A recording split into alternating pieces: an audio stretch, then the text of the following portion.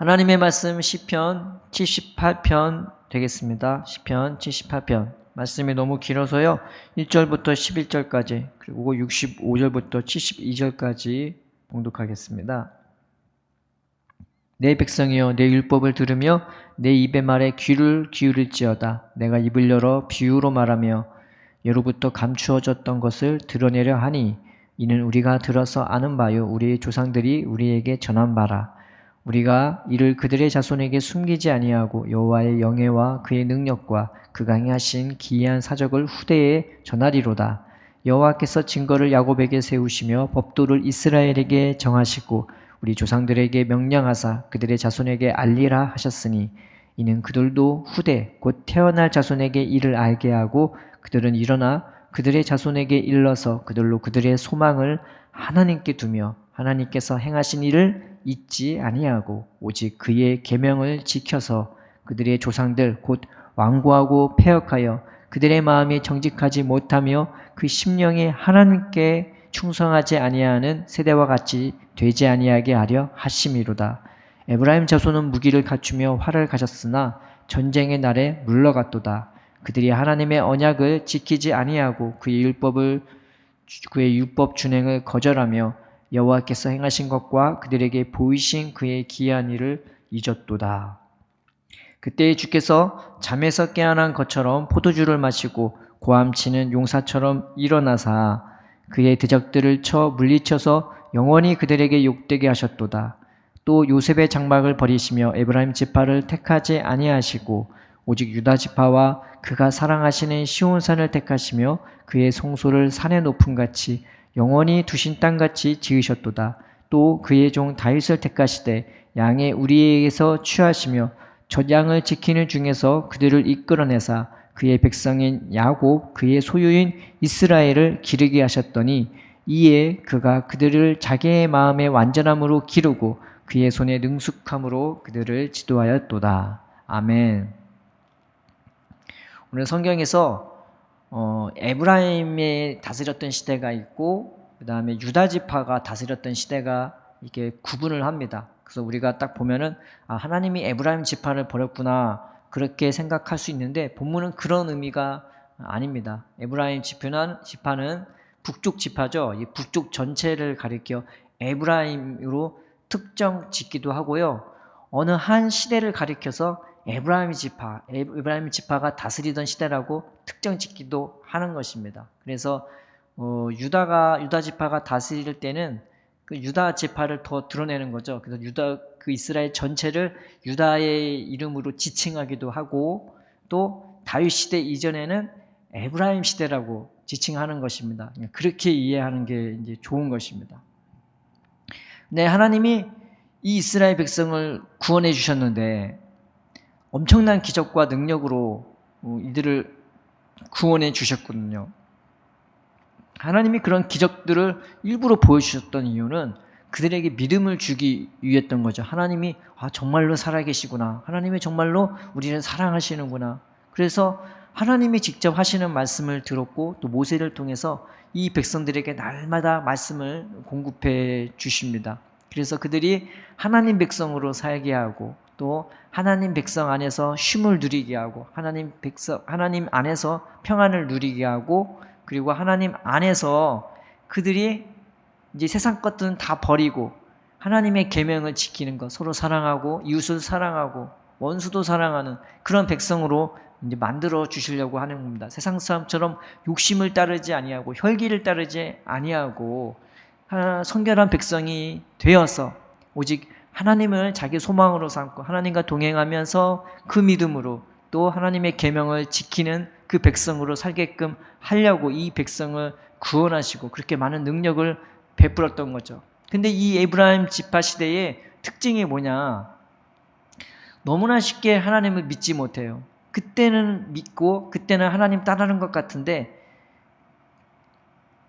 어느 순간만 되면 또 뒤돌아서고 또 하나님을 믿지 아니하고 하나님을 배반하고 그리고 마음이 하나님 앞에 신실하지 않는 것입니다. 이런 약점이 있어요. 그래서 이 에브라임 시대를 보면 수도 없이 하나님한테 물러가고요.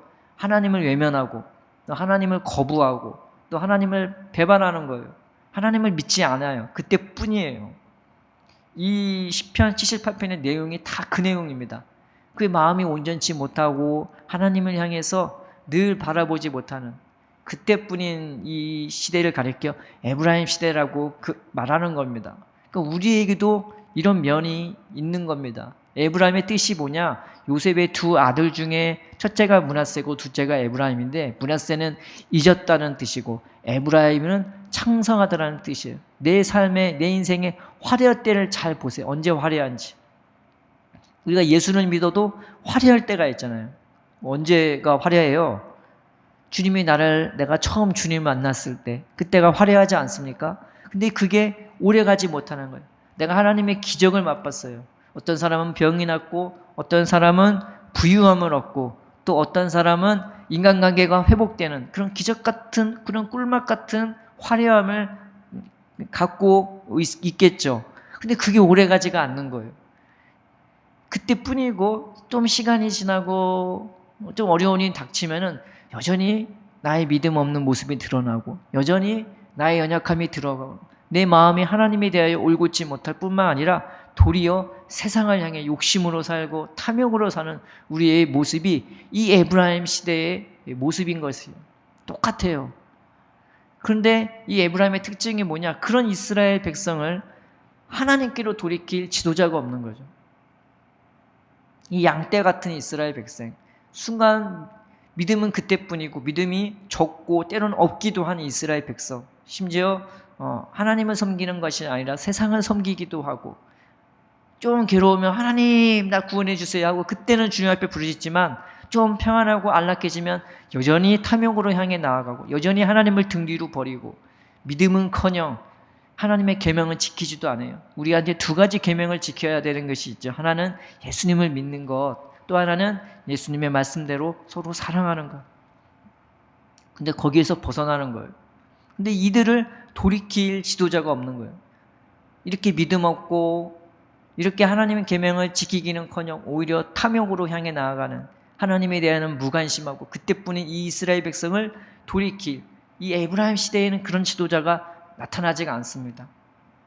그런데 이들을 온전히 돌이킬 지도자, 이렇게 믿음 없고 이렇게 하나님의 계명을 지키야 하고 마음이 완고하고 그리고 사명으로 마음이 향하는 이 이스라엘 백성을 지도할 지도자가 바로 다윗 시대였던 것입니다. 그래서 이 다윗이요, 이 이스라엘 백성을 하나님께 연결해 주는 거죠. 하나님을 이 이스라엘 백성 가운데 거하게끔, 다시는 움직이지 아니할 거처로 예루살렘 산성에 거하게도록 하셨고, 또 이스라엘 백성의 마음을 하나님께로 연결시켜 줍니다. 그 믿음 없고 그 완고하고 그 고집센 이 이스라엘 백성을 이 다윗이 품어줘요. 그래서 오늘 말씀이 그 말씀인 거예요. 그렇게 완고하고 그렇게 말 안 듣고 그렇게 하나님을 배반하는 이스라엘 백성을 이 다윗이 붙들어주는 거예요. 우리에게는 지금도 이런 다윗이 필요합니다. 왜냐? 우리가 에브라임 같은 연약함이 있기 때문이에요. 항상 그때뿐이에요. 주님을 믿는다고 말하는데 우리는 쉽게 어려운 일이 나타나거나 혹은 반대로 평안하고 안락해지면 여전히 세상 길로 향하고 주님의 계명을 지키기는 걸 별로 찾아볼 수 없죠. 늘 믿음 안에 거하고 늘 주님의 계명으로 지키는 이 복된 삶을 우리는 쉽게 외면하고는 합니다. 그래서 우리는 다윗이 필요한 거예요. 나 같은 사람 받아주는 사람, 나 같은 사람도 품어주는 사람, 나 같은 사람도 믿음을 주고, 나 같은 사람도 하나님의 계명을 지킬 수 있도록 나를 독려해주고 세워주고 나를 바꿔주는 바로 그런 다윗의 은혜가 필요합니다. 근데 이 다윗의 시대는 오래 갔긴 오래 갔지만 결국 망하고 말아요. 왜냐? 다윗이 갔던 그 삶의 길은 남아있지만 다윗은 그 시대 40년 외에는 다윗은 무덤으로 들어갔기 때문입니다. 그러나 우리에게는 이 다윗의 자손인 예수님이 있지 않습니까? 예수님이 친히 그 길로 우리를 인도해 주시기도 하지만 여전히 살아계셔서 우리를 붙들어주고 독려해주고 세워주는 자임을 믿으시기를 바랍니다. 왜 하나님이 다윗을 세웠어요? 이스라엘이 너무 연약하기에, 이스라엘이 너무 믿음이 없기에, 그걸 아시기에 이 다윗 같은 사람을 세운 겁니다. 다윗은 늘 신실하고 늘 변함없고 늘 하나님의 은혜와 성령이 충만해서 그런 연약한 이스라엘 백성을 치고 죽이고 이게 분리시키는 것이 아니라 어떤 사람이든 다 품어주고, 심지어 그 사람이 악하다 할지라도 그 자까지 품어주는 게 다윗의 왕국이었습니다. 예수님은 오죽하겠습니까? 왜 예수님을 세웠습니까? 바로 나 때문입니다. 나는 믿음 없고 쉽게 하나님이 외면하고 쉽게 세상 길로 향하는 네 연약함 때문에 우리 하나님은 예수님을 우리의 다윗으로, 우리의 왕으로, 우리의 목자로 세워주신 것입니다. 우리가 하나님 앞에 감사합시다. 예수님을 의지합시다. 나 때문에 다 예수님을 세웠다는 것을 우리가 잊지 맙시다.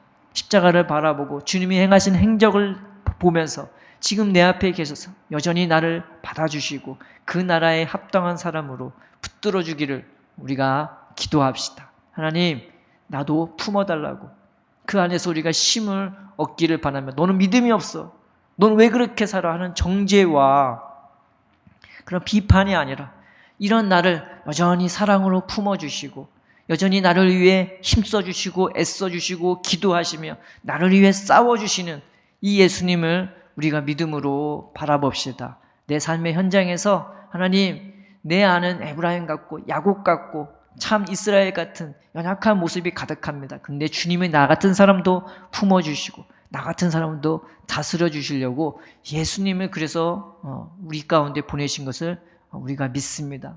우리가 그 예수님을 믿음으로 하나님께 감사하며 의지합시다. 내 삶에 살다 보면은 내 믿음 없는 모습도 너무나 많이 자주 드러나고, 그리고 나의 완고한 모습도 너무 자주 드러나고, 심지어 하나님에 대하여 무감각한 것도 너무 자주 드러나고, 그리고 세상으로 향하고 때로는 탐욕으로 향하는 내 모습도 너무 자주 드러나지만, 그러나 우리의 왕으로, 우리의 영원한 목자로 하나님께서 우리 예수님을 우리의 왕으로 세우신 것을 믿고 내 삶을 우리 주님께 의탁합시다. 하나님, 오늘도 내 마음을 돌이켜주시고, 하나님, 오늘도 그럼에도 불구하고 나를 품어주시고 인도하시는 예수님을 내 마음에 임하게 하셔서 내 마음과 내 삶과 내 인생과 내가 속한 모임을 하나님 나라에 합당한 나라로 주님 바꿔달라고.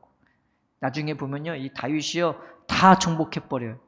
그리고 이스라엘 백성에게는 평안함을 갖다 줍니다. 그래서 그들에게 딱 하나만 요구하게 만드는, 그게 뭐냐? 하나님의 성전이었습니다. 다윗이 다 준비했어요.